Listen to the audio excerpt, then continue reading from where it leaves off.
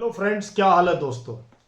आज इस मोर टॉक्स के एपिसोड में मैंने बात की है एडमिरल अरुण प्रकाश से। जी हाँ, one of the most decorated naval officers.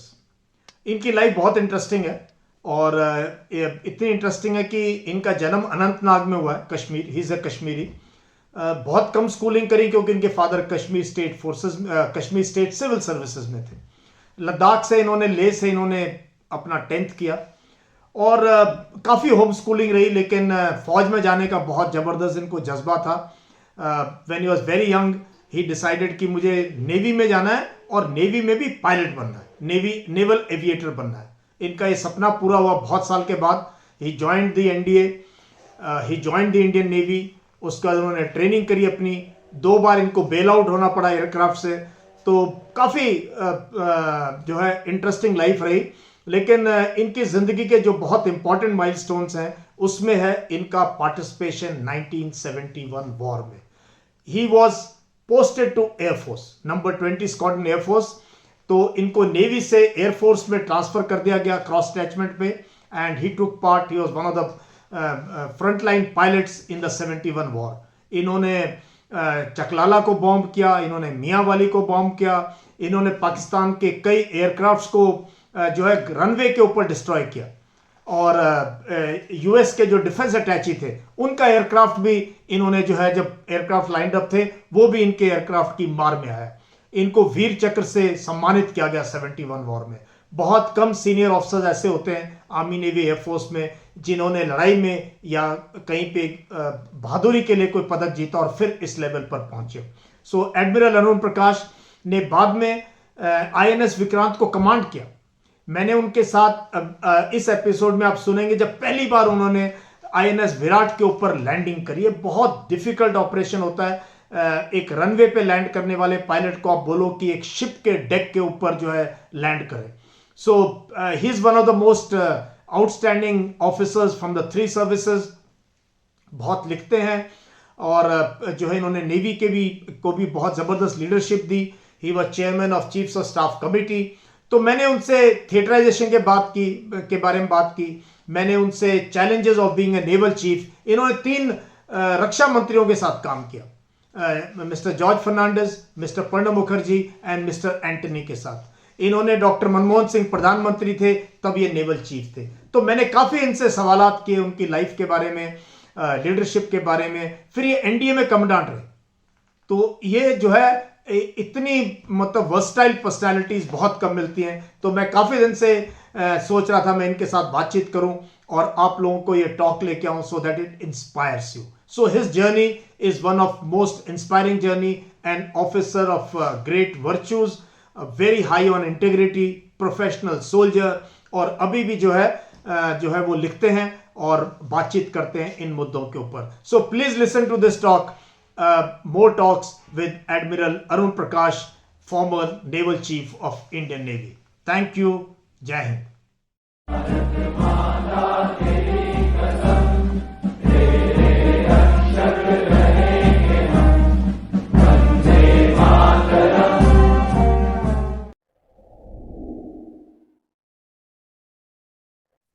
Sir, at the outset, what an honor it is to have you as a guest today on More Talks.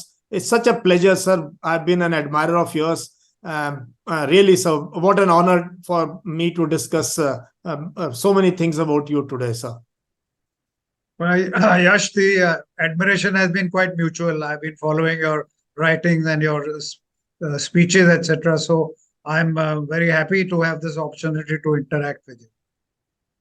Sir, your life has been really very interesting, sir. आप पैदा हुए हो अनंतनाग कश्मीर में and बन गए navy के chief, sir. You went on to be, और navy में भी बहुत रेयर है जो आपकी अचीवमेंट्स रही हैं, सर. मतलब to be a naval aviator, commanded many various ships, आप एयरक्राफ्ट कैरियर पे भी आपने सर्विस करी है. सो सबसे पहले सर मैं जानना चाहता हूं, जब आप कश्मीर में पैदा हुए सर 1944 में और एनडीए तक का, थोड़ा सा अगर आप अपना बचपन के बारे में थोड़ा बता दो. Kashmiri boy to NDA, sir, how did that happen sir? Father आपके क्या करते थे? आपका बचपन कैसा रहा सर? तो जैसे आपने कहा, मेरी पैदाइश अनंतनाग में हुई. Anantnag, as you must know, You must have served in that area. वो श्रीनगर के 30-40 किलोमीटर दूर है, छोटा छोटा सा टाउन है. हाँ तो सर. मेरे फादर जो थे वो कश्मीर सिविल सर्विस में थे. तो उनकी पोस्टिंग उन दिनों अनंतनाग में थी. तो I was born in Anantnag. I grew up in the Kashmir valley in small towns wherever my father was posted. He was in the revenue service, Tehsildar, and then he became a deputy commissioner. So I grew up in small towns, which you must be familiar with. Anantnag, Baramulla, Sopore, Doda, Kishtwar, ऐसी छोटी छोटी जगहों में रहे. तो वो most of the time इन शहरों में स्कूल ज्यादा नहीं होते थे. वो जगह एक गवर्नमेंट स्कूल छोटा सा होता था. तो मेरे पेरेंट्स ने डिसाइड किया कि इनको होम स्कूलिंग करेंगे. तो most of my schooling was done by my mother with my father interfering sometimes. तो एक 2 साल 2 ढाई साल के लिए जब जम्मू में पोस्टिंग हुई उनकी, तो I went to a proper school. उसके अलावा मेरी my youth was spent almost at home, being home schooled. और जब क्लास 10 की बारी आई, उन दिनों में क्लास 10 होती थी, मैट्रिक. तो my father got posted to Leh in Ladakh. तो it was a big dilemma for the family कि अब क्या किया जाए. तो anyway they decided, my father said you come along.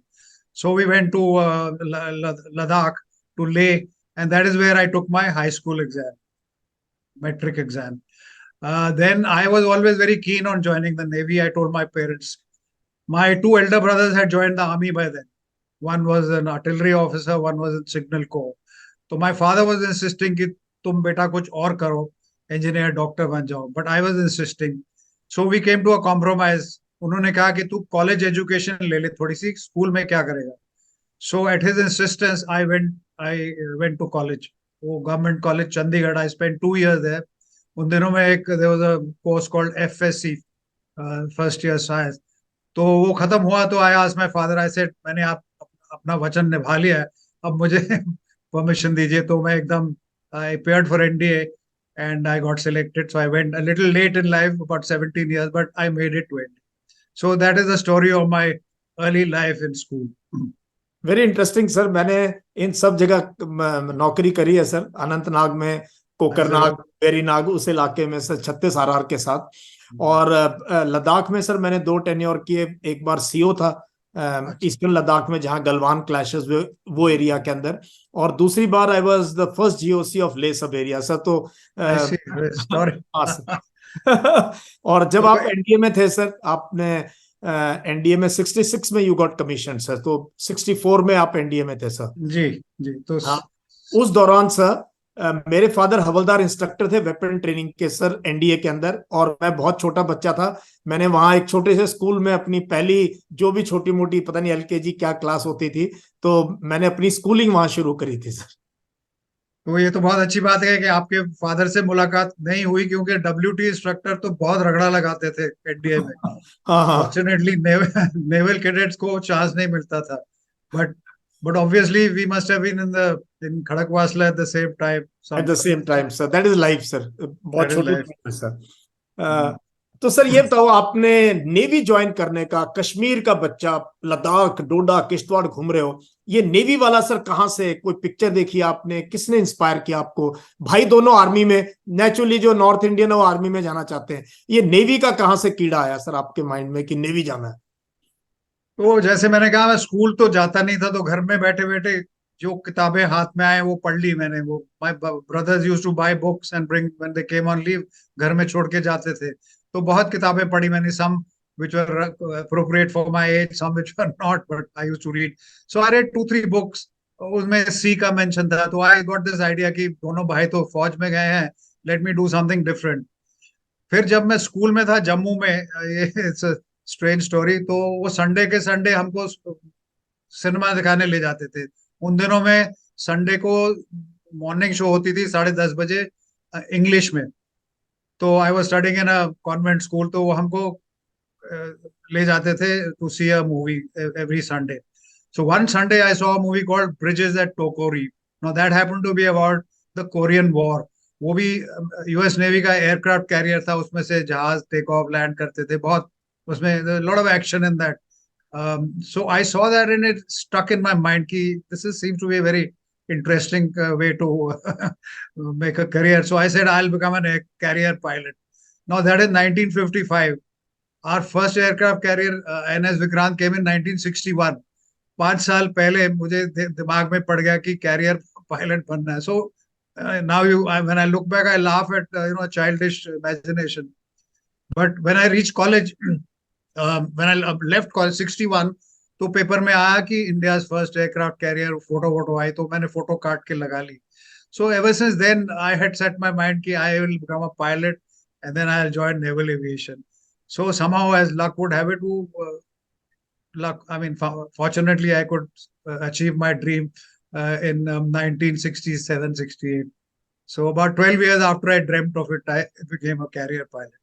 So that's कमाल how की it बात है started. सर. उस टाइम पे सर कोई नेवी का ही आइडिया होना बड़ी चीज है. उस टाइम पे एयरक्राफ्ट कैरियर और वो भी टू बी एविएटर. तब तो कोई aviation branch, did navy have a aviation branch that time? Yes, Navy had an aviation branch. वो 1953 में शुरू हुई थी. लेकिन एयरक्राफ्ट कैरियर का सिलसिला भी शुरू हो गया था 60s में. जवाहरलाल नेहरू, माउंटबेटन वगैरह. इनफैक्ट उन दिनों माउंटबेटन हैड सेड कि इंडियन नेवी को 3 एयरक्राफ्ट कैरियर होने चाहिए, पर उन दिनों में पैसे नहीं थे देश के पास. तो I think Nehru settle for 1. तो उसकी बातचीत चल रही थी तो पेपर में आते था. तो एज आई सेड वो इंटरेस्ट बन गया. तो आई डिसाइडेड कि I must become a pilot. So that is the background, that lad from the hills of Jammu Kashmir landed up at sea. I had never seen the sea till I reached Bombay to become a naval cadet. ओ भाई, तो पहली बार. Great sir. तो ये बताओ sir, NDA से जब आप गए तो इनिशियली तो आप you were like any officer of the navy. When आपने एयरफोर्स के साथ ये ट्रेनिंग कब स्टार्ट की और वो कितना डिफिकल्ट था sir to be a pilot? Because बहुत से रिजेक्शन हो जाते हैं और बहुत टफ पीरियड होता है ये to finally fly an aircraft sir. वो नेवी का ये रूल था उन दिनों में कि first you must get your commission and then you can volunteer for aviation. Aviation was a branch like executive engineering, electrical engineering वगैरह. तो एविएशन ब्रांच थी. तो जैसे मुझे मौका मिला, कमीशन मिली, तो मैंने वॉलंटियर किया. इनफैक्ट उससे थोड़ा पहले मैंने वॉलंटियर किया. तो जैसे ही कमीशन मिली उसके 1-2 महीने बाद I was called up for उसके फ्लाइंग के लिए. आपको मालूम है एप्टीट्यूड टेस्ट वगैरह होता है. So I pass that. Then I went for flying. about 6-7 naval officers went for flying. उन दिनों में इलाहाबाद के पास एक छोटी सी एयरफील्ड थी बमरौली, वहां ट्रेनिंग होती थी. अपना एक देसी एयरक्राफ्ट था, trainer aircraft HT2. It was a little tough to fly because it had some bad habits. तो हम 7-8 नेवल ऑफिसर्स थे उसमें. 4-5 तो झड़ गए रास्ते में ही, क्योंकि you make one mistake or 2 mistakes and the air force is very strict. Fortunately I made it till the last stage. Till first we flew the HT2. उससे बड़ा एक था हार्वर्ड, वो भी प्रोपेलर एयरक्राफ्ट था. और last stage was on the jet. तो वो तो बहुत एक्साइटिंग था कि जेट फाइटर फ्लाई कर रहे हैं. तो I started flying it. Everything was going fine, but during about 7-8 hours left to complete my flying training, I had a little mishap and I had to jump out of the aircraft, bail out. उन दिनों में ejection seat नहीं होती थी. So you had to manually canopy खोल के, तो उसमें से जंप, उसमें थोड़ी दिक्कत हुई. And I made a bad landing. एक दो हड्डियां टूट गई थी.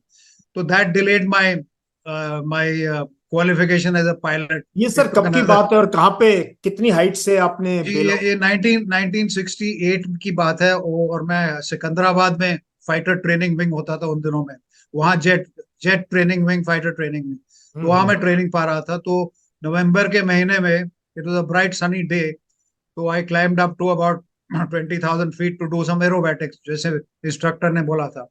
तो during these maneuvers something went wrong and I could not control the aircraft. It went into a spin. तो ऑर्डर थे कि जब स्पिन में जाओ तो recovery procedure was laid down. लेकिन अगर 8-9 हजार फुट तक नहीं कंट्रोल पा सकते तो get out of the aircraft. तो 8 हजार फुट पहुंच गए. I was still struggling with the aircraft. So finally I decided कि हुक्म मानना पड़ेगा. So I jumped out. I survive. I had few injuries. वो ठीक हो गई 6-7 महीने के बाद. And then I got my flying qualification wing तो लगा के. ये एक्सपीरियंस तो शायद आप उम्र भर नहीं भूल सकते sir, to come in a parachute. और उसके बाद एक और एक्सपीरियंस हुआ. I had to eject from another jet. That was much later. So that these are all good experiences. Anyway, so I finished my flying and I hurried to rejoin the Navy because my service was the Navy. So then Navy welcomed me. They said, there आए दुरुस्त आए. तो वहां आने के बाद मेरी वो कैरियर ट्रेनिंग शुरू हो गई, एयरक्राफ्ट कैरियर में लैंड करने की. तो उसको भी 6-7 महीने लगे. And then finally one fine day in 1969 I landed on the carrier. It was a great dream come true from 1955 to 1969. It was a dream come तो true. Long time. 14 साल लगे सर आपको. और जरा sir just explain for somebody who will watch this, जिसको बहुत है fly करना है, कैरियर के ऊपर लैंड करना. सर वीडियोस देखते हैं हम लोग, लेकिन कुछ होता है दिल में सर जब जहाज लेके जा रहे हो, पानी में है कि भाई मिस हो गया तो पानी है, मतलब देयर इज नो लैंड और बड़ी कम जगह है. How is that thrill sir, first time का है? Yash Yash you are absolutely right. वो बहुत ट्रेनिंग मिलती है बट ऑन लैंड. तो मुझे गोवा में ट्रेनिंग मिली, ब्रीफिंग मिली, ये करो वो करो ऐसा. Then one fine day we had to go to Madras because the carrier was off the east coast. तो मद्रास में उन्होंने कहा okay sit in the aircraft, go and land. बहुत ब्रीफिंग की, बहुत समझाया. तो जब मैं पहुंचा, when I took off and I went out about 20-30 miles out at sea, land was out of sight, only water all around. तो I looked around कि कहाँ है aircraft carrier, because as you say देखने picture में तो बहुत बड़ा लगता है. Then from about 10,000 feet I saw one tiny little dot. It look like a match box I said ये यकीन नहीं आ रहा कि इस छोटे से उसमें कैसे लैंड करूंगा मैं. Anyway, so from 10,000 feet I came down to about 1,000 feet. Then it looked a little bigger, but still very small as compared to a runway. Runway तो 10,000 फुट लंबी है.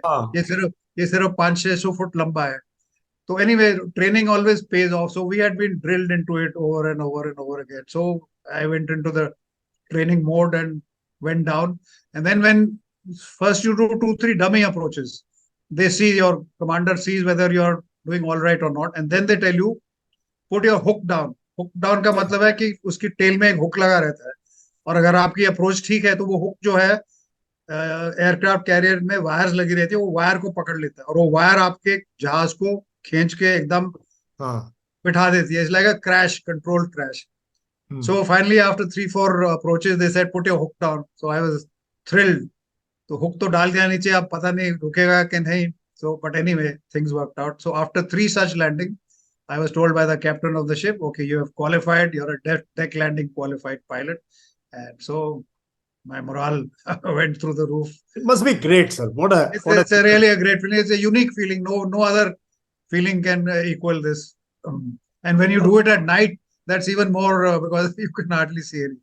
तो पहले तो दिन में किया होगा सर, ये फर्स्ट टाइम तो जो आपने किया? नहीं, वो तो काफी after lot of experience then only they let you go at night. But that is another experience. और उस जमाने में सर मोबाइल नहीं थे, कुछ नहीं था, नहीं तो आप तो जरूर कुछ वीडियो तो रखते अपने पास कि अपनी. नहीं, फोटो भी नहीं ली.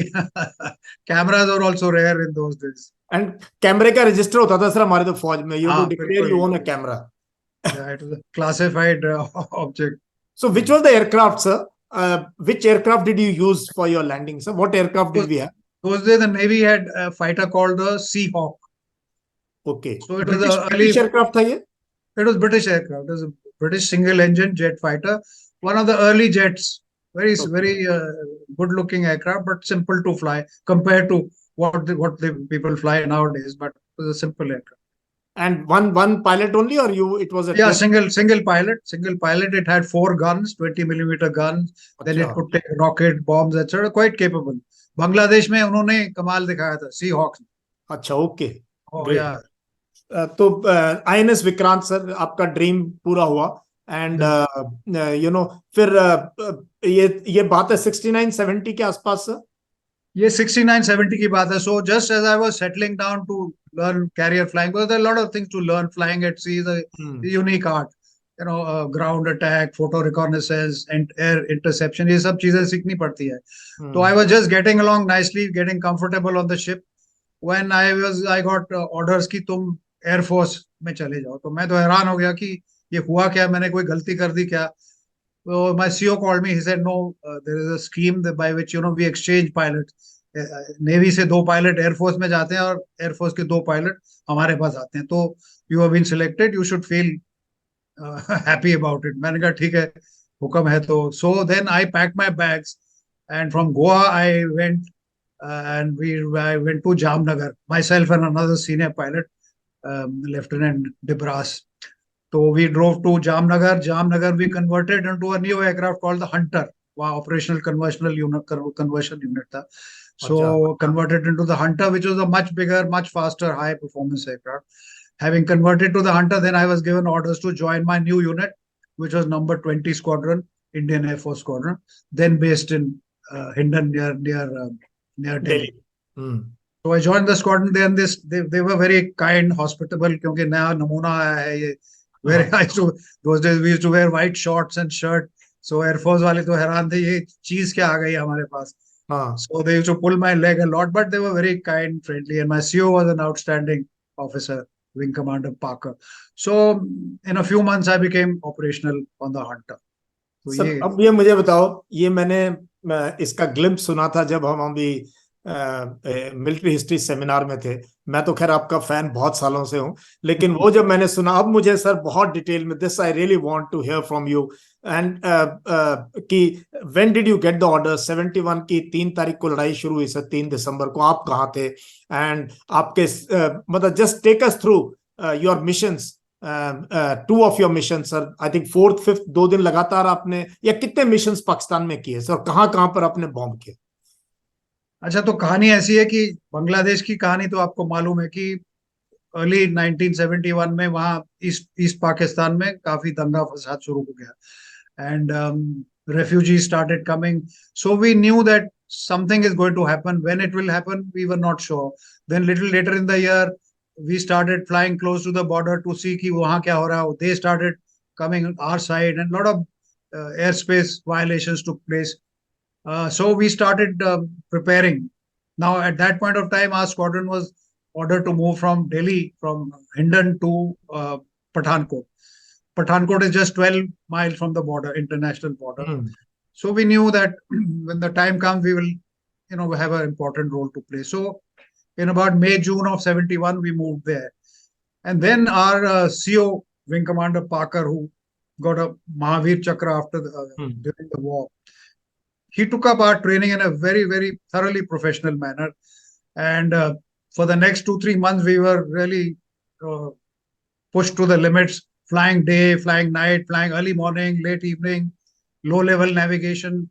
Then we used to be taken into his office. He used to lock the door, take out a folder of targets across the border, airfields, radar stations, petrol depots, refineries. उनकी photo reconnaissance की ली हुई photos, बहुत detail में. What is the route to fly? What is the speed to fly? It was amazing when we look back. The kind of preparation that RCO put us through was amazing. What are the tactics if you get bounced by a Pakistan PAF aircraft? What you should do? So we were also told that we knew that if war starts, it will be on a full moon day, for reasons which possibly you are better acquainted. Armored thrust can move in a moonlight you can night. see, sir. It's better to fight. Long range bombers, Canberras can fly at night on a moonlit night, etc. So every full moon night, we used to be pulled back, either Ambala or Delhi or somewhere. So this full moon one in November, December was 2nd of December. So around 25th or 26th of November, we pulled back first to Ambala, then from Ambala to Delhi. तो आप इसमें अपने aircraft लेके आते थे sir? और जी हाँ, no aircraft को बचाने के लिए, because we knew Pathankot being 12 क्योंकि पठानकोट बहुत नजदीक है, अगर स्ट्राइक हुआ तो एयरक्राफ्ट ना चले जाए. तो बिल्कुल. कौन से एयरक्राफ्ट थे सर? हंटर पे कर रहे थे? हंटर, हाँ, हंटर मार्क 9. क्योंकि 1965 में आपको याद होगा कि Pathankot was badly hit by the Pakistan. We lost a lot of aircraft. Pathankot, Kalai Kunda, such places. We lost a large number of aircraft. So taking lessons from that, we used to pull back to rear bases. So this 3rd, 4th December, we were all in Delhi. My parents had come down from Jammu. They were staying there. So I had tea with my parents. And then we got a phone call from the base ki वापस आ जाओ. So my father said कि कुछ होने वाला है. So we shook hands and all that. He says, be brave and do whatever is required. So we came back. And then we found out that Pathankot had been hit. This is about 6:37 in the evening. At 5:30, the 3 तारीख की बात है, 3 दिसंबर की बात है. 3 दिसंबर की शाम को. हाँ. Yeah, Pakistan had hit 8 or 9 airfield. That was their so-called preemptive attack on Indian forward. They attacked all across, sir. 8 airfields को उन्होंने अटैक किया था. हाँ सर. कोई फॉर्चुनेटली ज्यादा नुकसान नहीं हुआ आपको, बिकॉज आप people were prepared, aircraft pens were there. तो हमको बोला कि तुम वापस आ जाओ। RCO had not come, he was still in Pathankot. So we got a message that first light you must take off. सो रात को नींद तो आई नहीं, but lot of excitement, and we waited till midnight, till Mrs Gandhi came on the radio, All India Radio. Hmm, उन्होंने बहुत एक उत्साहजनक स्पीच दी कि देश जो है हम पे, लड़ाई पे है। जहाँ जंग छिड़ गया है हम पे, war has been thrust on us and we must, you must fight back. तो सुबह 3:30-4 के करीब हम उठ के had a cup of tea and we started our aircraft. As luck would have it, there was dense fog all over North India. Not only hmm, North India, North Pakistan also, as we were to find out later. Hmm. We taxied out in dense fog, took off two aircraft at a time, and the ये fog was, ये हिंडन से नहीं, Ambala yeah, कहाँ? we took off from Hindon to get अच्छा, back to Pathankot. तो पूरी धुंध थी उस टाइम पे। बिल्कुल धुंध थी, हाँ। एंड यू कितने लोग We, थे सर आपके? How many aircraft? I think there were 6 or 7 aircraft. अच्छा। And in two aircraft, even while taxiing, we had difficulty seeing the taxi track, but we managed with lights and all that. Or total blackout all over.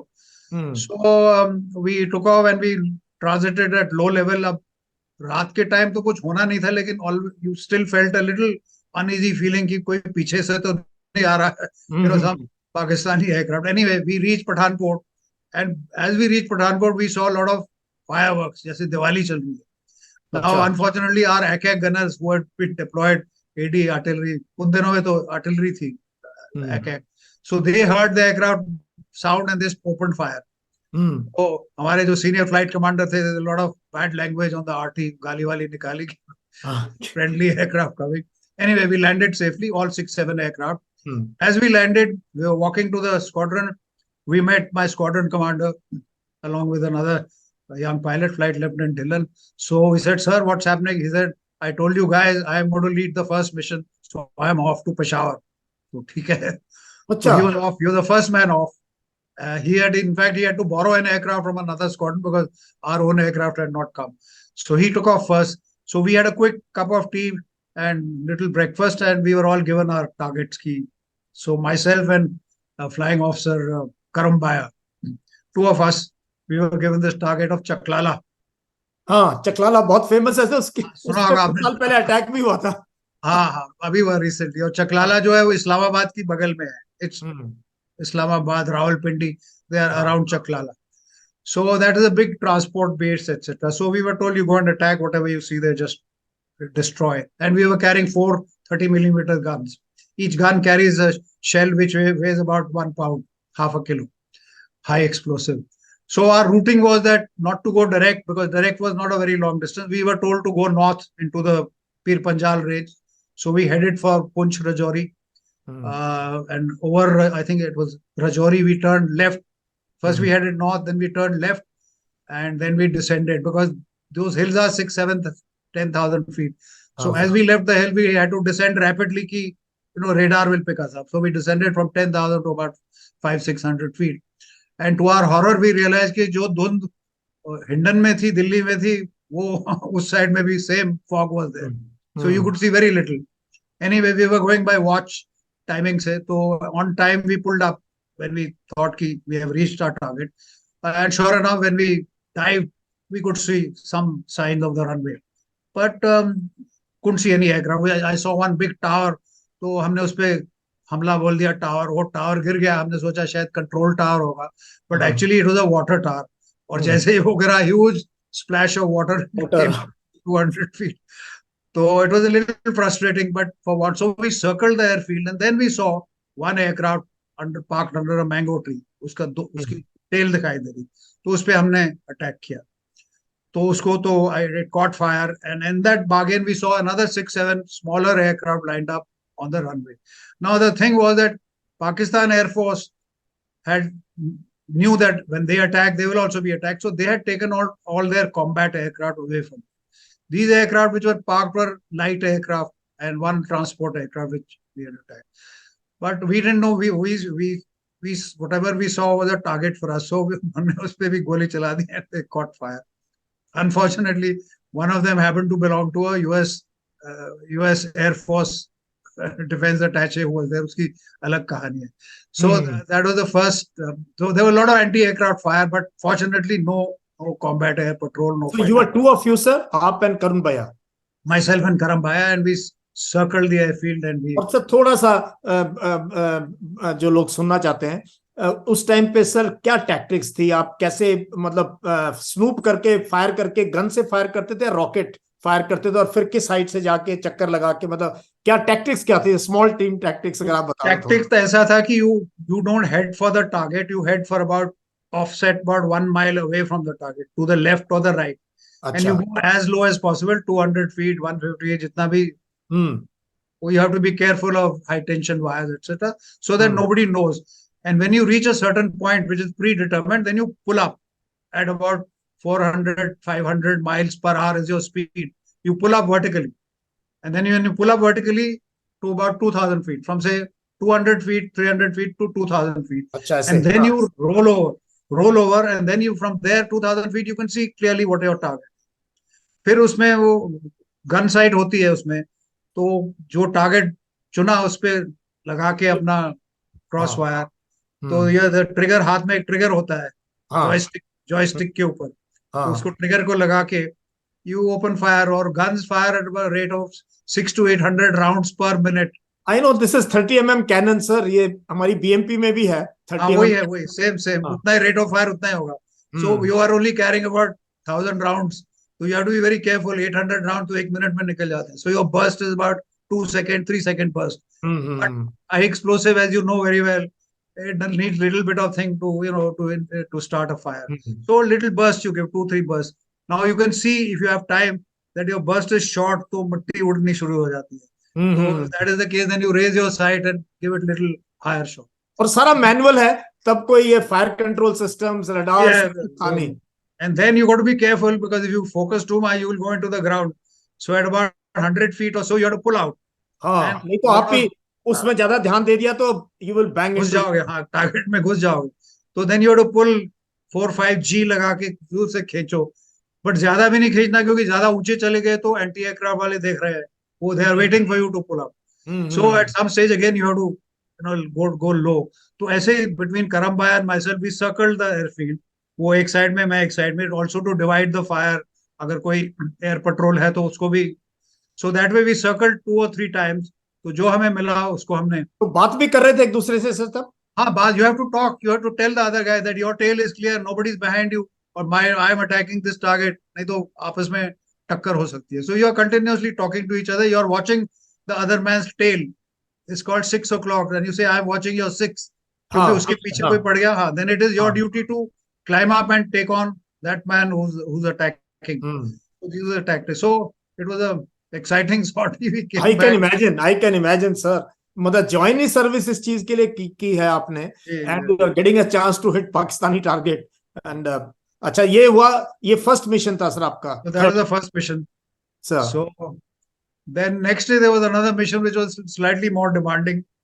It was meant to be a 4 aircraft mission on a place called Mianwali. Mianwali, हाँ, is near the northwest frontier. वो 350 मिले. ये तो Chaklala was not very deep inside. Get back, that was about 250 to 300 miles inside, and we were a 4 aircraft mission. As luck would have it, 2 aircraft went unserviceable, तो 2 ही रह गए.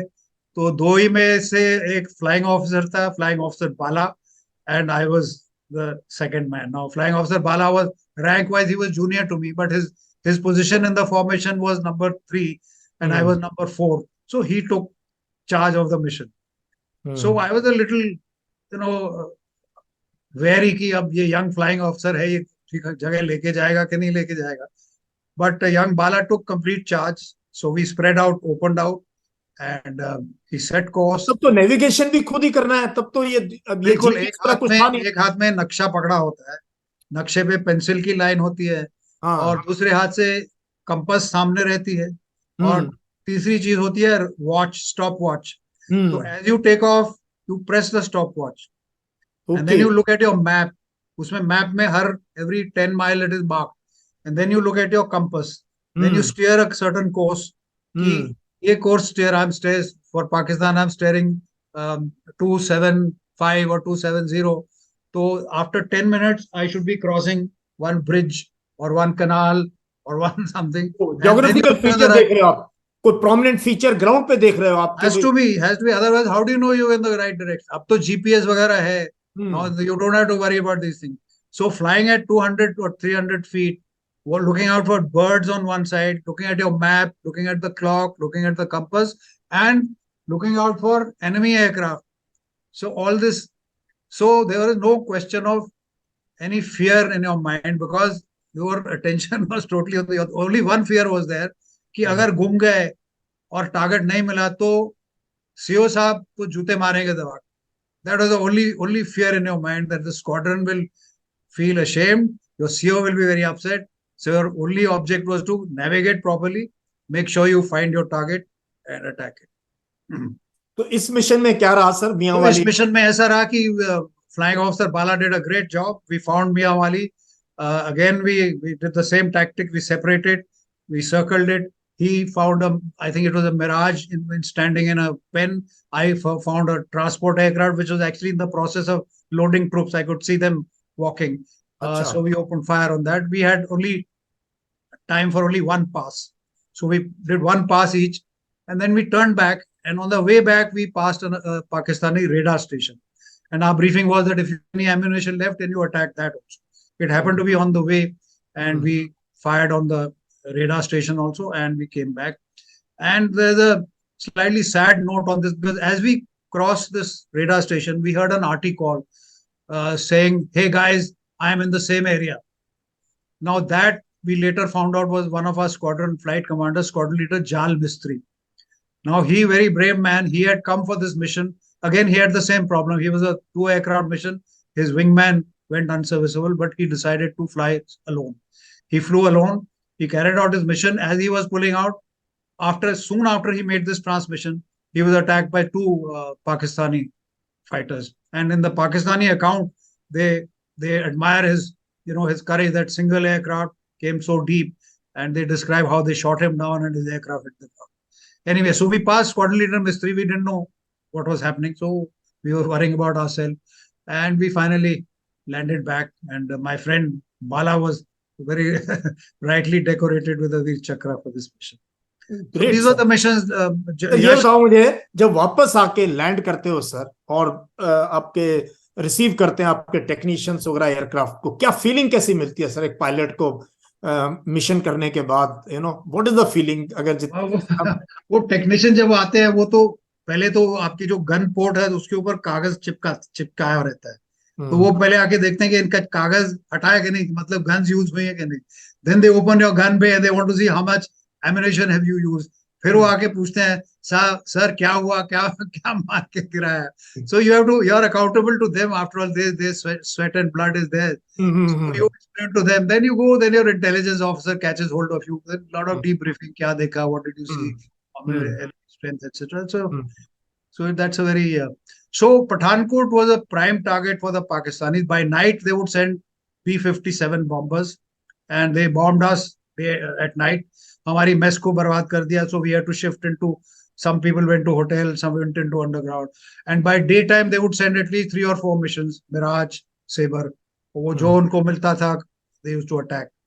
So it was an exciting time, but it passed very quickly. हाँ, 14 दिन की लड़ाई रही sir. फिर तो सारा अटेंशन ईस्टर्न थिएटर में चला गया. इस पूरी लड़ाई में सर, एक तो मुझे आपके स्क्वाड्रन लीडर पार्कर की पर्सनालिटी बताओ sir. Your CO, he got a Mahavir चक्र. वो किस टाइप के थे सर? कैसी ट्रेनिंग? और मतलब एक यंग ही रहे होंगे सर, मतलब विंग कमांडर नहीं, हमारे लिए तो ओल्ड मैन थे. We used to call him old man, but he was a young person. He had just finished staff college and come. He was very tough at first sight. Very tough, very appearance wise, and an excellent flyer. Very demanding. In the air, he was very demanding. You must do exactly as you're required to do. And very high standards he had set. And but after working hours, he could be your best friend. Socially, he was very great, very hospitable. He and Mrs. Parker, very hospitable, very, very kind people. And Air Force, as you know, there's a lot of informal camaraderie between Air Forces. So we saw both sides of him. And as I told you, in preparing us for the war, he didn't spare any. And we compared ourselves with other units also. And those boys used to tell us, "Bhai, humko to ye nahi, we have never done all this which you chaps are doing." And consequently, we fared much better. The squadron scored the highest amount of hits on the other side. 13 aircraft destroyed on the ground. Then we went to Chamjoriya, close support.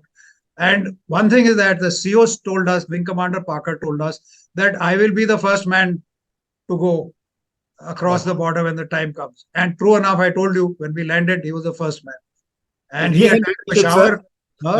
This is the leadership of... leadership. No. And he came back from Peshawar. He was chased by 2 or 3 Pakistani aircraft. He came back. His aircraft flamed out on landing. He ran out of fuel. He had bullet holes in his aircraft. So that's the kind of man he was. And right through every day he was flying. Some of us reported sick. ऐसे भी हैं. हाँ, मतलब सब तरह के. There are all sorts of people.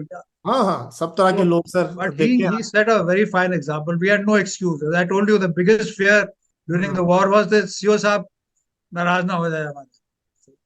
That is the spirit, sir. That is true leadership by personal example. Leadership is by... Sir, Army, Navy, Air Force, sir. Leadership is a personal example. ये हुक्म देने से नहीं होगा, sir.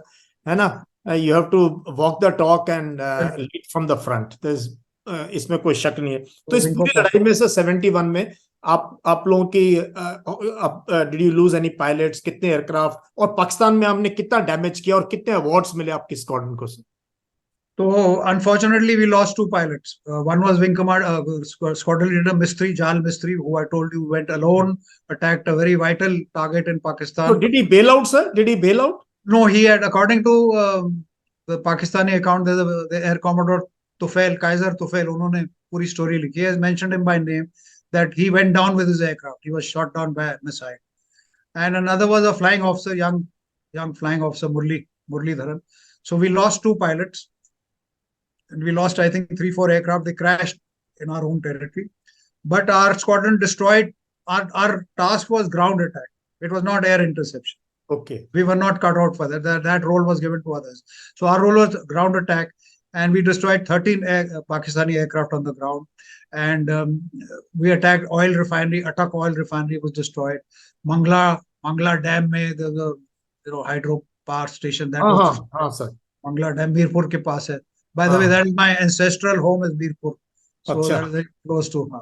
And then, of course, we gave a lot of close support to 161 Brigade, I think, Chamjoriya mein thi. Chamjoriya, yes, sir. Yeah, wahan bhi there are a lot of statistics, how many tanks and armored vehicles, etc. But the squadron performed admirably. 2 Mahavir Chakra, CO got a Mahavir Chakra. And then we had another officer on temporary duty who shot down an aircraft. He came on temporary duty. Squadron leader Bhardwaj, he shot down an aircraft. He was in Mahavir Chakra. And I think there were 4 or 5 Veer Chakras, some mentioned in dispatches, Vayu Sena Medal. It was a most highly decorated squadron of the air. Great, sir. All because of good leadership and good preparation. So, इसीलिए इतने साल के बाद sir आप you retired as the naval chief and you know what all you have achieved. लेकिन जो achievement आपकी ऐसे fighter pilot रही है with the Air Force in 71. And I owe a lot to Wing Commander Parker because we learned as young officers, as young lieutenant, I learned a lot of things from him. So I owe him a lot. And we owe you a lot, sir. Veer Chakra in 71. Kind of. Sir, Abhi, now we will go to your tenure of command, sir. Commanded an aircraft carrier. You went abroad to do your staff college. Ye daur, sir, when you were growing up in service, what all was your experiences, sir? If you can share that, sir. Well, Yash, as a young officer, your main aim in life is to do your assigned task to the best. I'm sure you followed the same rule in that whatever is your rank, whatever is your task, you do it to the best of your ability and leave your seniors to judge you.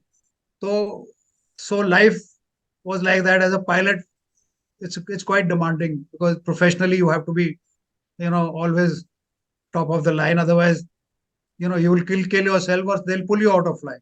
So that way flying keeps you on your toes. And you have to keep yourself in reasonably good health also, otherwise you cannot. So life went on like that. And then when the time comes for courses, etc., if you're lucky, you'll get a course. If you don't get a course, then life still goes on. For example, I was not going to get a staff. Not going to get a staff course because I had various flying commitments to make. So I was a little unhappy. But then I spoke to somebody in naval headquarters. He said, "Oh, why are you worrying about staff college? Very minor thing. So we'll send you to the staff college. भेज दिया, वो भी कर लिया हमने." Then I was sent to Naval War College in the USA. Yeah, But naval war. that is after I had commanded a couple of ships. Then I got command of my ये first कहाँ पे है command. Sir? Where is this naval war It's college in in a US? place called Newport on Rhode Island.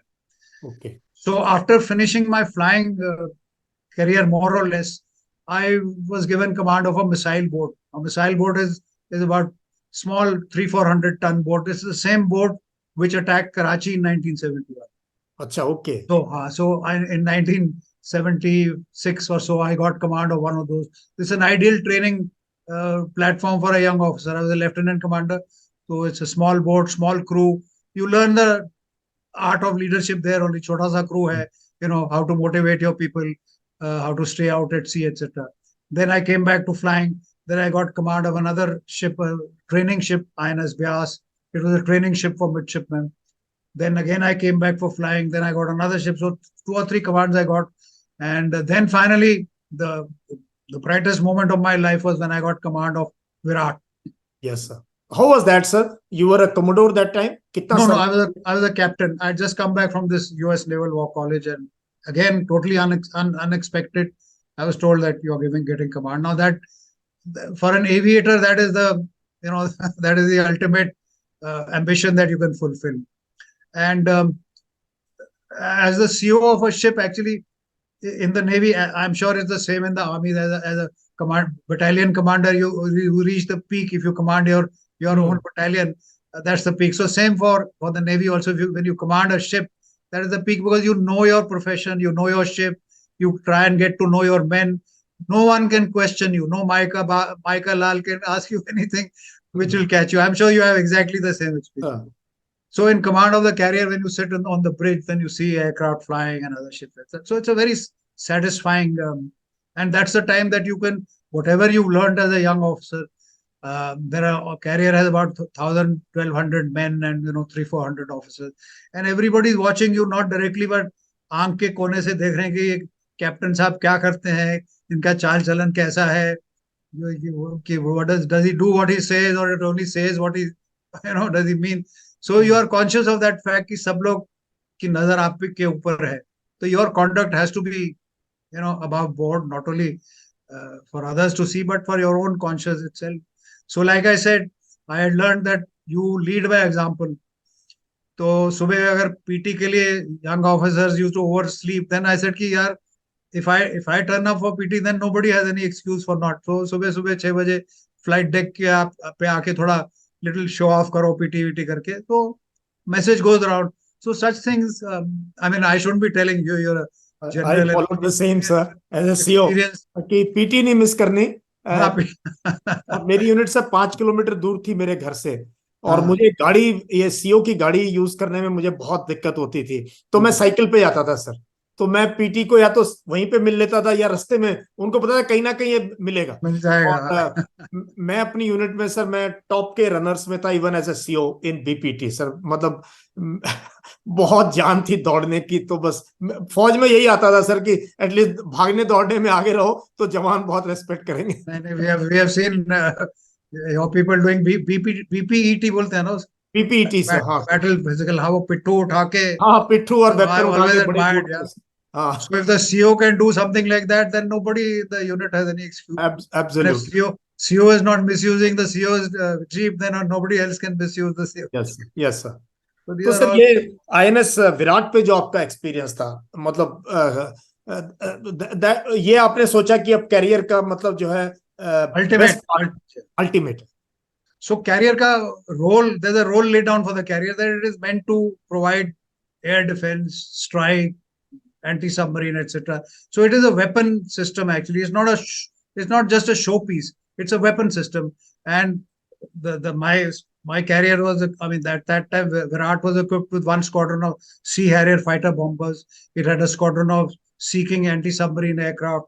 So the role was to support the Western Fleet or Eastern Fleet with whom, whichever. So the role of the ship was to assist the squadrons in working up to the highest op tempo. तो उनकी training, उनको air interception सिखाना वो हमारे ship की duty थी. The radar is on the ship. The controllers belong to the ship. We have to provide them, arm them, provide ammunition, etc. So that is the duty of the ship, to work up the squadron. And when the squadrons are worked up, then you can tell the fleet commander, sir, my ship is fully worked up to give me any role that may come our way. So as a captain of the ship, that is your role. Apart from that, you have to do administration, as you know, managing 1,400-1,500 people, etc. Then there are various pulls and pressures. The ship is like a small city. It's got a huge engine room, electrical department, logistic department. Aviation is only one part of it. Pulling, pushing goes on all the time. Hit pit chalti rehti hai. You have to make sure that your heads of departments work together.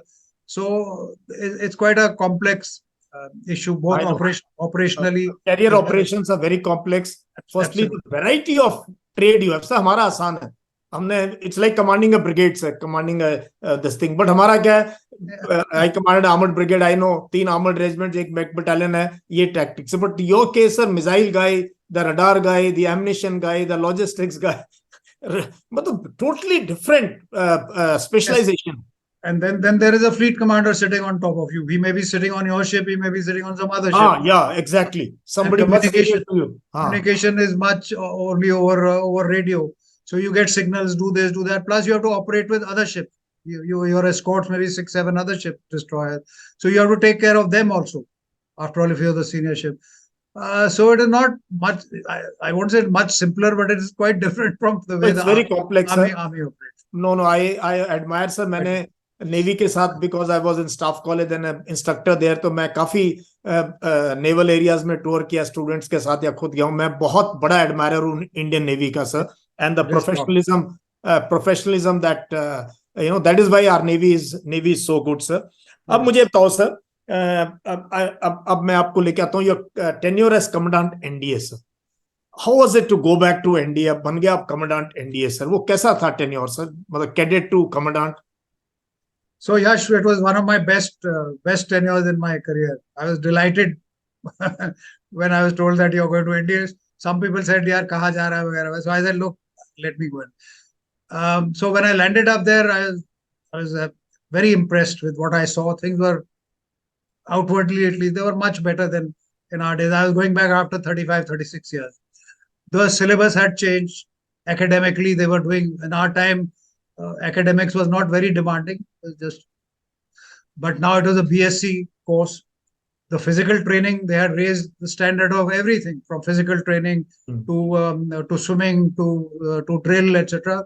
So there was much more load on the cadet, and yet the cadets were very highly motivated. जिससे मैं मिलता था, बच्चे बहुत होशियार, तैयार, बिल्कुल, yes sir, always full of josh. So I was initially very, very pleased to see what was going on. Computers had come. मैंने पहली बार अपनी जिंदगी में कंप्यूटर देखा. मेरे ऑफिस में पड़ा हुआ था, तो मैंने वो सिग्नल ऑफिसर को बुलाया. मैंने कहा, तू अंदर आजा, दरवाजा बंद कर दे. Now you tell me, what is this device? So as a vice admiral, I'm asking a young major to tell me. He showed me internet for the first time. So I got so excited. I called all the families and office staff to Habibullah Hall, and on the screen they projected, this is the World Wide Web. Which year is this, sir? ये कौन से साल की बात है? This is 1997, 98, I think. Okay. So that is the thing. But then when I looked deeper, when I used to go, visit squadrons and visit training, generally on horseback, trying to show off that naval admiral can also sit on a horse. So I found, to my disappointment, that many of the customs and traditions which we had observed, they had completely changed. One was that in our time, the cadets had very little role to play in training. The training was looked after entirely by the academy, by the ustads, etc. We had very little role to play except SCC to drill competition, वगैरह. Now I found that many things had been converted into competition. There was an academic competition, there was PT competition. So each squadron wanted to do well. So the senior cadets were taking charge. I found at 10 o'clock at night, one squadron doing PT on the road. I said, "Kya ho raha hai?" "Sir, we are preparing for PT competition." I said, are you a PTI? Are you qualified? No, sir. Then why are you making people do handsprings? So, like that, a lot of things had come down to the cadet. Secondly, this business of, the NDA cadet has a reputation, he is always ready for anything, beg, borrow, or steal. Now, that was actually being followed there. That this business of um, Manage, managed manage, thing taking beg, borrow, steal. nowadays. In nowadays, if somebody's tire, was the valve was missing, then you with great courage you maybe you took out something, but nothing more than that. But now management was going on that you were taking other people's property.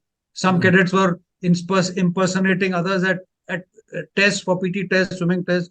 So this impersonation, stealing, lying, etc. So I called the staff. I said, "What is this going on?" Didn't happen. Now they look frankly skeptical. They didn't believe me. They said it's always been like this. And I Hmm. could understand because many of them had been cadets few months or few years before they had come. They had only seen this. So they Yes. didn't believe me. So then I said, let's institute an honor code. There was great resistance from the staff. They said, it's been tried. So I decided to talk to the cadets. I called the cadet appointments. I said, this is what we are planning to do. They said, sir, no problem. We'll give it a try. So we implemented it. It worked quite well. I don't know whether it brought about a change, but that was my experience that in many ways the academy had improved. The standards are much higher. The cadets were more motivated. But this ethics and morality was not being upheld. And this reputation of NDA cadet that he can do anything at any time, it had an impact later on in life, 20, 30, 40 years later. तो ये So, in आपने ना fact, I must tell बहुत you this that when हाँ. the honor code was about to be implemented, one special forces officer sought an interview, squadron commander Major Sir. So he Hmm. sat down and, in all seriousness, he told me, he said, "Sir, you don't know what you're doing." I said, "Why? Tell me." He Hmm. said, "I've come from insurgency area. In an insurgency area, you have to go out on patrol. You might catch an insurgent. You have to make him speak, etc., etc. Now, if a cadet cannot take a few slaps or kicks or cannot manage something, how will he manage as a young officer?" So that set me thinking. But perhaps he had a point. But I said, look, this is not, we don't teach young officers to do things like that. In the course of your career and profession, you may pick up other things, but you don't teach these things. So that was my main struggle in ND. But nevertheless, I had a Sir, you brought up some amazing issues, sir. I've been मैंने बहुत I don't know which side you're going to be on. Yash, no sir. मैं इस चीज से I didn't go to NDA, sir, but I went to IMA, OT and IMA. I've been to both, but I've been to NDA to give a motivational talk, and I've visited NDA otherwise, sir. और जब मैं ऐसी position में था, sir, I did my best to write to the army chief and all कि let's look at curriculum, NDA, IMA, OTA.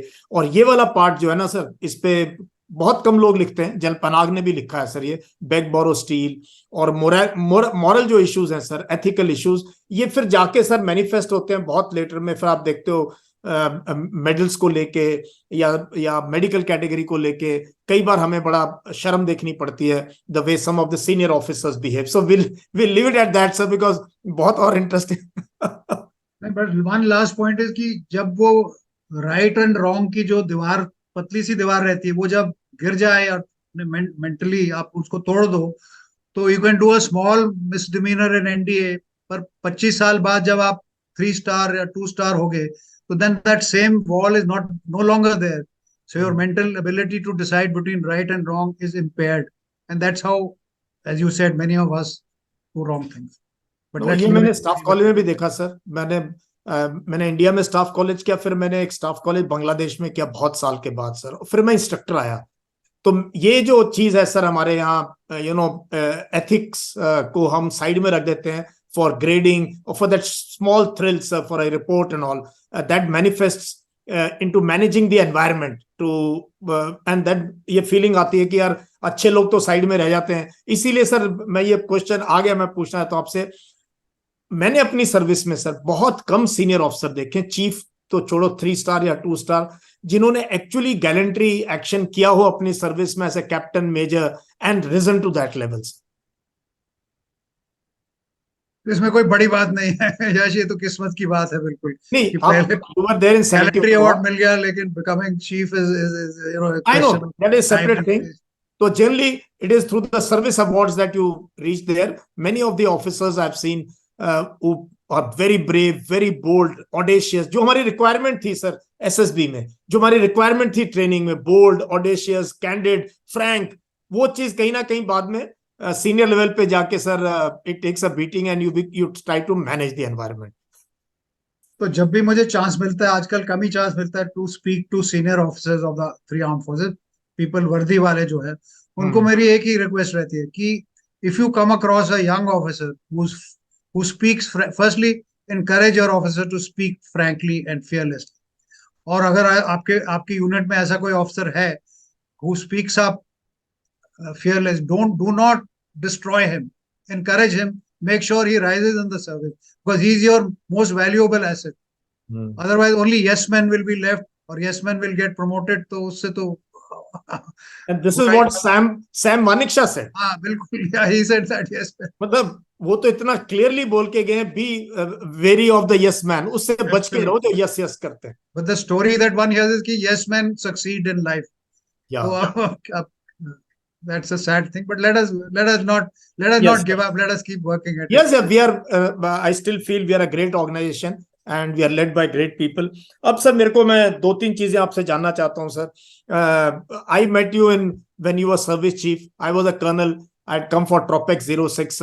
I saw you there, and we really admired you. उसके बाद भी आप जो लिखते रहे हो सर ये वो, तो बताओ sir, experience as a service chief, experience as chief of staff, chief of joint staff committee के chairman रहे आप sir, political interference, that experience of dealing with prime minister, defense minister, other service chiefs, how was that experience for you as naval chief, sir? Well, one of the most difficult issues that you have to deal as a chief or as a senior officer in headquarters is dealing with politicians and bureaucrats. क्योंकि unfortunately हमें experience नहीं मिलता है. We have no connection with either of them till it is very late in service. So I was fortunate that I served with three defense ministers, Mr. George Fernandez, Pranab Mukherjee, and Mr. Antony. All three of them were very intelligent people. You could talk to them logically and they would appreciate and understand. And on the few occasions that you got some direction either from them or from their staff or from members of parliament have a habit of writing letters and picking up phones, etc. If you put the situation frankly before them and said, this is the issue, these are the options, we can either do it or not do it or delay it, and these are the consequences, not for now but for the service and for this is the choices before you. And when you did that, 99% of the time you found that they would agree with you or they would give the right decision. So it is not that pressures were not mounted, but when pressures were mounted, then you have to give them the options and reason logically placed before them that this is what you can do. You have the power as a minister, you can do anything. You can promote anybody anytime. I mean that कैसे pressure होते हैं? Are they mostly related to officers promotions या कोई और? Mostly sometimes other rank, कोई गांव वाला. See, after all, a member of parliament, he owes something to those who elected him. उसके गांव वाला बोलता है मेरा ये नहीं हो रहा, तो he'll pick up the phone and say. So if wherever you can do it, you do it within the rules. But if it is an unreasonable request, but generally, unfortunately, at the higher ranks, people struggling for either decorations or for struggling for rank or somebody has a problem. So my personal experience, the Prime Minister was Dr. Manmohan Singh. He was a very thorough gentleman. He would listen to you with great patience. But most often he would say, have a word with the Raksha Mantri. I'm sure he will take the right decision. But he listened to you, very receptive, very kind. And so my experience with politicians wasn't at all unpleasant. They listened. With bureaucracy, again, there are preconceived notions कि ये बाबू लोग ऐसे हैं, वो लोग समझते हैं ये वर्दी वाले ऐसे हैं. But when you get to know people at the personal level, I found again the bureaucracy was also willing to listen to reason, and you could get things done with them. But again, unfortunately, we do not have enough inside knowledge of how to deal with politicians, how to deal with bureaucrats, and we live in either with misunderstanding, either we think they are all powerful, or if you speak the truth to them, they will do something to you. What can they do? Once you reach 3-star rank, what can happen to you? So that was my experience, that and service interests always come first. Your job as chief is to make sure, A, that your service is combat ready, and B, that your men and women are well looked after. These are the only two issues that you have. So any decision that you take has to be judged against these two yardsticks. Is this decision going to make my service more combat ready or less combat ready? And two, is it going to affect the welfare of my men and women? Any incident, sir, where you felt ki you've been ordered to do something, or either it's a promotion or something else, make concession somewhere, and you put your foot down, or you मतलब आपने कहा कि ये नहीं हो सकता? No, fortunately, it never came to a showdown. Whatever suggestions or advice I gave to the minister, they've always accepted. They always accepted. I think it is question of reaching out. जो आपने बोला कि convince करो rules में क्या है, और अगर कर देंगे तो कॉन्सिक्वेंसेस क्या है. I think ऑप्शन दो कि अभी नहीं तो कल परसों अगले साल क्या होगा. That option you must tell them that if you do this now, you implement so and so scheme, after 10 years this will happen to you. Sir एक और चीज मुझे बताओ. I have seen the journey of Indian navy sir. एक time पे navy की कोई इतनी रेपुटेशन थी नहीं सर. मैं बात कर रहा हूँ 80s की बात. उसके बाद sir when navy started training with foreign navies, आपका जो प्रोफेशनल जो एज एक नेवल ऑफिसर्स में जो अभी भी मुझे नजर आता है when I compare with other two services, तो ऐसा नेवी में क्या हुआ है सर कि आज हमारी नेवी इंडो पैसिफिक में है और इंडियन ओशन रीजन इतना इंपॉर्टेंट हो गया है सर. हम क्वाड के मेंबर हैं. थोड़ा सा जियो पॉलिटिक्स भी बता दो सर आपकी मदद से, और प्रोफेशनल इथॉस क्या है एक नेवल ऑफिसर के, नेवी इंडियन नेवी के. मुझे जहां तक मेरा ख्याल है, all this started very soon after liberalization of 1990. 1992 में 1992 में Americans decided कि India is a good country to cultivate. तो उन्होंने एक डेलीगेशन भेजी 1992 में, led by a lieutenant general who came from Hawaii. उनका प्रपोजल था that we should start doing exercises with each other, Army, Navy, Air Force. तब तक हम किसी के साथ बाहर किसी आर्मी नेवी एयरफोर्स के साथ एक्सरसाइजेस नहीं करते थे. That was a government policy. We never interacted with anyone. In 1992 the Americans proposed this, and while the air force and the army was still thinking about it, the navy said we are ready. So that is the origin of this exercise Malabar. So exercise Malabar now has been going on for 31 years with a small interruption. And once exercise Malabar started, we started seeing operating with the Americans, seeing their using their operational procedure, their radio set, their equipment, etc. So over the years, our naval officers, sailors, captains started gaining in confidence. Then they brought in their aircraft, we brought in our aircraft, they brought their submarines, we brought our submarines. So slowly, our eyes opened, and then Malabar became, Quad, etc. So that was the beginning, and that's how. And I would go so far as to say that since the US Navy saw the professional standards of our Navy, their estimation of India went up. And even when the political relations wasn't very good, the Navy to Navy relationship remained excellent all the time for the last 30 years. And that has had a significance. The next milestone was the 2004 tsunami. We were hit badly. India was hit badly. We were worried about our own islands, east coast, but we received call for help from our neighbors. So fortunately, we had enough ships at that time, and we sailed out every ship that we had, every helicopter that was available, every fixed-wing aircraft, and we went to the help of Sri Lanka, Maldives, Indonesia. We didn't have the ideal kind of ship to render this kind of service, but we went out of our way to make our presence felt. And that itself had a great impact on the country, on the bureaucracy, on the minister. Pranab Mukherjee was the minister, and he was deeply impressed that he was getting messages that the first ship we saw next morning after the tsunami, Indian Navy ship खड़ा है Gaul Harbor के बाहर या Trincomalee के बाहर या Male के बाहर. So that made a deep impression. So I think it was a combination of this, our ability to reach out to other navies. Then other navies started asking for help. That was one of my issues as chief, was that our neighbors were continuously asking for help. Either they wanted training or they wanted material assistance, they wanted ships, they wanted helicopters. तो हमारी budget में तो था नहीं. So we said, all right, and we struggled with the MOD and MEA कि हमको पैसा चाहिए. They said sorry. So what we did was we pulled out items from our own inventory and we gave it to our friend. Myanmar wanted aircraft.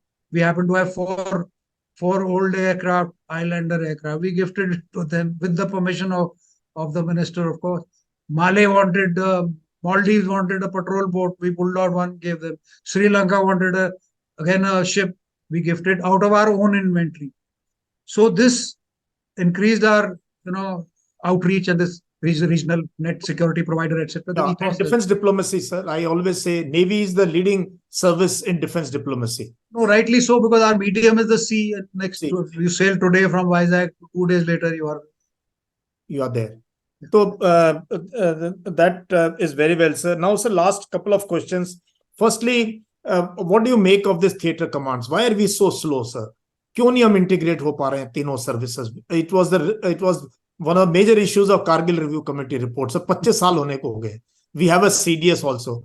So where is this services dragging their feet or MOD? आपका क्या view है now, sir? Frankly, Yash, I'm very, very deeply disappointed because I was part of the group of minister wo Arun Singh task force था, उसमें भी था. Then I happened to be the first Sincan. So after I finished my tenure, my charter given to me was by the Chiefs of Staff Committee, go to Andamans and see if all four Coast Guard, all four services can work under a single commander, not just administratively, operationally. So I went there. Initially, there were a lot of cribs and complaints and people pulling in different directions. Within about 5-6 months, all four wings of the defense services started working in a cohesive and joint manner. So by the time I left after a year and a half plus, it was a microcosm. It was a small brigade minus two battalions. Then there's a small few number of ships, small helicopter unit, but the staff was integrated. The concepts were there. We had put it all down in writing. And I hoped that it would become a template to be replicated elsewhere. But unfortunately, the three services started pulling in different directions. They did not support the Andaman Nicobar command adequately. They did not give force levels, etc. So that is the story that it could have happened in 2001, 2002. But 20 years later, we are still groping. To give a very short but blunt answer to your question, it is parochialism amongst the three services. And tough battle, sir. Tough battle that instead of narrow vision. आपको मालूम है कि today there are 17 commands of the three services scattered in 17 different geographic locations. If you have to fight the Chinese Western Theater Command, you will have to, collect at least 4 or 5 different headquarters. It's a nightmare. It's a chaos. I know it from personal experience. So those 17 commands should have been reduced to 2, 3, 4 commands integrated.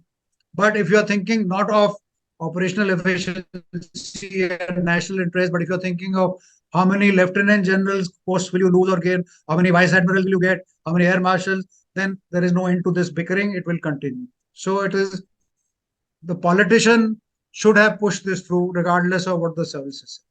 Unfortunately, the politician either does not know enough or is happy to carry it. The bureaucrat is delighted with this state of chaos and confusion, and the armed forces are fighting amongst each other for no good reason and resisting any change. One thought that with CDS in place and the Department of Military Affairs in place, things would have worked out. Unfortunately, they have not. But every day that we lose in not constituting theater commands, we are harming our own national security. I totally, very nicely put, sir. I have the same views. हम NDA में tri service institution तब बनाया हमने. Defence staff college tri service और higher command courses tri service, NDC tri services, sir. इससे ज्यादा और effort क्या होगा to bring about tri service thinking? लेकिन ग्राउंड पर we are far away from any kind of theatrisation, meaningful theatrisation. छोटा मोटा कुछ चल रहा है. सो glad you put this across, sir. एक और चीज, सर, दो ये first CDS was an ex-army chief, sir, and rightly so. You commanded an army or a Navy or Air Force, you have better vision, you have integrated, and suddenly the rule has been changed कि now any 3-star can become. ये कुछ समझ में नहीं आया sir. This is not digestible. इसका मतलब if you can, what are your views on it, sir? Well, Yash, without causing any offense to anybody, I mean, I have no business to make a statement like this. But by the time an officer goes through the mill, Army commander is a promotion. From 3-star to Army commander is a promotion. Promotion, Then हाँ. it is a promotion. Then from Army commander to 4-star is another promotion. So in all these posts, and then you're a principal staff officer, you serve in headquarters. You are learning, as I said, you're learning interface with bureaucrats, you're learning interface with politicians, you're learning finance, management, etc. So by the time a person reaches the chief's rank as 4-star, he has picked up a lot of experience and his vision is broadened, and he is ideally suited to be chief of defense staff, which requires huge vision, huge imagination. Okay. So now you put a 4-star chief who has been through the run of the whole mill and reached that stage. And now you take a 3-star who has not been army commander, who has not been PSO, who has not been chief. I leave the conclusion to you. So I know this was again, sir, हम ना Indians बहुत ज्यादा status conscious है, हम बहुत feudal है. मतलब this is my view sharing with you, sir, much junior to you. We are very much ये 2-star है उसके बराबर होना चाहिए. We are not broad-minded that way. That is why these issues come up कि भाई वो चीफ बना दिया, वो डिफेंस सेक्रेटरी सीनियर होना चाहिए, डीएम में ऐसे होना चाहिए. इनमें जाके कहीं ना कहीं हम उलझ गए सर प्रोसेस के अंदर. you're right. पर ये हमारी सभ्यता है ऐसी है. I went to Australia as a chief, so they invited me to attend their chiefs of staff committee. तो chiefs of staff committee में उनका CDS बैठा हुआ था, उसकी बगल में, उसके साइड में डिफेंस सेक्रेटरी बैठा हुआ. So I said, what is defense secretary doing here? They said he's equal to CDS. And sometimes, so I said, who chairs? He said, sometimes CDS chairs, sometimes defense secretary chairs, depending on the topic and the subject. And CDS, when defense secretary calls for a meeting, CDS will go. When CDS calls for a meeting, defense secretary. यहाँ तो किसी को phone करो, वो पहले पूछते हैं कि तुम्हारे बॉस का पीए पूछता है कि तुम्हारे बॉस की सीनियरिटी क्या है. Then only I'll call him to the phone. Yeah, so this has also been reflected in some of the feedbacks with the foreign air forces and all have spoken about us, and also a book on staff college, sir. वो किसी और दिन बात करेंगे on our culture there. Sir, last issue आपसे बात करना चाहता हूँ. 1 घंटे से ज्यादा हो गया यश. Thank you so much, sir. I can't, मतलब I can continue, sir, but I know.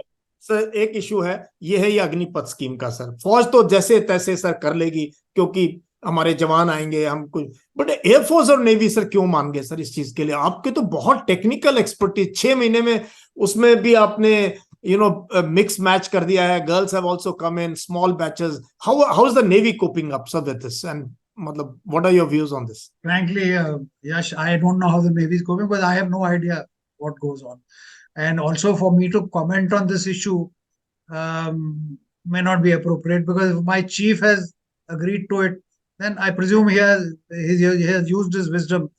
But my only apprehension is that so far we train a young sailor, and say Navy is mostly technical, very little Very is not technical, very technical. तो 1-1.5 साल की training उसको होती है.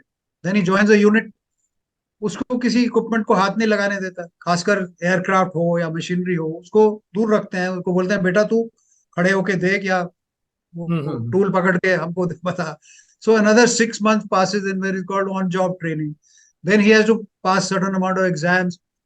Then after a year, 2 years, 2.5 years, is he allowed to perform any useful function on any technical issue? तो 2.5 साल के बाद, तो ये जो बच्चा 6 महीने के बाद आएगा, तो उसको तो टाइम लगेगा सेटल होने में. तब तक he is a dead weight. I mean that is my. और फिर उसको बेचारे को फिक्र, मैं I mean 1 or 2 senior seller NC JCO type से मैंने बात की, तो उनका यही है कि बच्चे को फिक्र लग जाएगा कि मेरी अगली नौकरी का क्या होगा उसका. हाँ, तो these are the issues, but I would still say that okay, it's a good trial. We should have done a trial. Yeah, we should have a small trial, sir. System should not have been touched. Time tested recruitment system is there, उसको रहने दो, trial करो. तो trial successful हो गया, by all means implement it. But even now we can take the first 2-3 batches as trial, and then maybe we can make some corrections, because the old recruitment sir वो system पूरा recruitment system बंद हो गया sir वो। कर दिया। तो वही तो दैट्स स्टार्ट 3 साल तो हमने की नहीं भर्ती sir. So my heart also goes out to this young people sir, जो नेवी, एयरफोर्स, आर्मी में। एंड सर मैं ये बता दूं, मैं तो यंग बच्चों के टच में रहता हूँ सर। इनमें से बहुत से बच्चे ऐसे हैं सर जो एनडीए में कॉन्फ्रेंस आउट हुए, एसएसबी में, वो भर्ती हो जाते हैं सर, इस होप में कि यार चलो यहाँ रह गए शायद हम ऑफिसर बन जाएंगे, आर्मी, नेवी, एयरफोर्स में बन भी जवान। जा बन भी जाते हैं। सो मेनी बन यंगस्टर्स भी आर जाते हैं नॉट सर, ऑन बन द भी रैंक जाते दे हैं। बिकम, या ऑफ कोर्स दैट्स। तो ये चीज जो है ना काफी, लेट्स होप या सर आई एम श्योर ये एक्सपीरियंस चेंजेस विल आएंगे इसमें, एक्सपीरियंस स्कीम विल में शो। सर। हाँ सर। सर लास्ट क्वेश्चन ये बताओ sir, now looking back at आप तीसरी बार लास्ट बोल रहे हो your okay sir, this is last, अच्छा। Looking back at your career in the navy sir. आज जो यंग बच्चे आपको सुनना चाहते हैं, आपको देख रहे हैं सर, क्या एडवाइस करोगे कि अपनी पर्सनैलिटी कैसे बनानी चाहिए, अपनी सोच, यू ऑल्सो स्पीक लाइक, जैसे हम बात करते हैं सेकुलरिज्म की, सोच कैसी होनी चाहिए बच्चों की सर, किस टाइप से पर्सनैलिटी को अपने रिफाइन करना है so that you can become a good officer sir, जहां भी आओ, देश के काम आओ तो किस टाइप की पर्सनैलिटी बनानी चाहिए और क्या करना चाहिए सर? ऐसा है कि we are fortunate, we are born in a unique country. India is a unique country, इसमें कोई शक की बात नहीं है। और आज के जो बच्चे हैं they are even more fortunate, उनके पास टेक्नोलॉजी भी है जो हम लोगों के पास नहीं। तो जो नौजवान जो है, अगर वो फौज में भर्ती होना चाहता है किसी, एज अ जवान, एज एन ऑफिसर, किसी एंट्री से भी, उससे बढ़ के कोई अच्छा करियर मेरी सोच में नहीं आता है। क्योंकि फौज ही है जिसमें एडवेंचर है, रिस्पॉन्सिबिलिटी है, नॉलेज मिलती है टेक्निकल। आजकल तो आपके पास सब मॉडर्न टेक्नोलॉजी, तो it's one of the finest careers. Also promotion in the arm forces is on merit. आप काम करेक्ट, अच्छा करो बिल्कुल, तो वेरी आपको फेयर मिलेगा। सर। हाँ, आप किस बहुत गांव फेयर। से हो, आपका मजहब क्या है, आप कौन सी भाषा बोलते हो, इस पे कोई फर्क नहीं था। नॉट ओनली दैट, फौज में जब आते हैं हम लोग तो हमको सबको मिक्स कर देते हैं। किसी शिप में, जब आपके पलटन में भी वैसे शिप में आओ, कोई नहीं पूछता है कहाँ किस प्रांत से हो, कौन सा मजहब है आपका, आप इकट्ठे एक मेस में बैठ के खाना खाते हो। तो इससे चंद सालों में आपकी जो मेंटल बिल्कुल बदल जाती है। आप किसी गांव से आओ, कहीं से आओ। तो my advice to the young people is that mold yourself in such a way that you keep your mind open. All fellow Indians are equal. We may be born in any strata of society, गरीब से गरीब हो, उसको भी आज opportunity है, जो भी करना है कर सकता है, आईआईटी तक पहुंच सकता है, जनरल बन सकता है। तो keep your mind open. Remember that all Indians are born equal, they must remain equal. ना मजहब की बात करनी है, ना भाषा की बात करनी है, ना प्रांत की बात करनी है। इन चीजों से बिल्कुल दूर रहना चाहिए। As a good Indian you must remain Indian, be patriotic, और देश के लिए मेहनत करो, देश के लिए लड़ाई करो। देश के लिए मरना है तो देश के लिए मरो, और किसी चीज के लिए मरने की जरूरत नहीं। So these are the thing that young people must remember. और दूसरी बात है इंटेग्रिटी, ऑनेस्टी। ऐसा इंटेग्रिटी का एक ही एग्जाम्पल, अगर आधी रात को आप सड़क पे चल रहे हो तो आपको एक बटुआ मिलता है पड़ा हुआ, उसमें 20,000 के नोट हैं। आप आगे पीछे देखिए, कोई नहीं देख रहा, किसी को पता नहीं चलेगा। आपके पास दो चॉइसेस हैं, उसको जेब में डाल के आप घर चले जाइए, या आप उसको पुलिस स्टेशन में जाके हवाले। अब इंटेग्रिटी की बात यही है, कोई नहीं देख रहा, ना आपको इनाम मिलेगा ना पनिशमेंट मिलेगी, लेकिन आपको ठीक काम करना है, जो whatever your conscious. I think these are few simple facts of life which young person must know. Thank you very much sir, बहुत अच्छा लगा आपसे बात करके। And I think for me this was one of the best session sir. एंड मैं आपको दोबारा फिर कभी तंग करूंगा सर, to ask about geo politics and navy and Indian ocean region sir. उस दिन सिर्फ ये सर्विस की बात नहीं करेंगे, I want to pick your mind on Indo Pacific and Quad and those things sir. But आज thank you very much sir, बहुत अच्छा लगा आपसे बात करके sir. Achha, my last statement, Yash, is to you that I have been a great admirer of yours. As I said, you're a very fine human being, great soldier, and I'm glad that you're mentoring young minds of our country. So keep up your good work. Well done. And it was a privilege talking to you. Thank you. Thank you sir, जय Hind sir.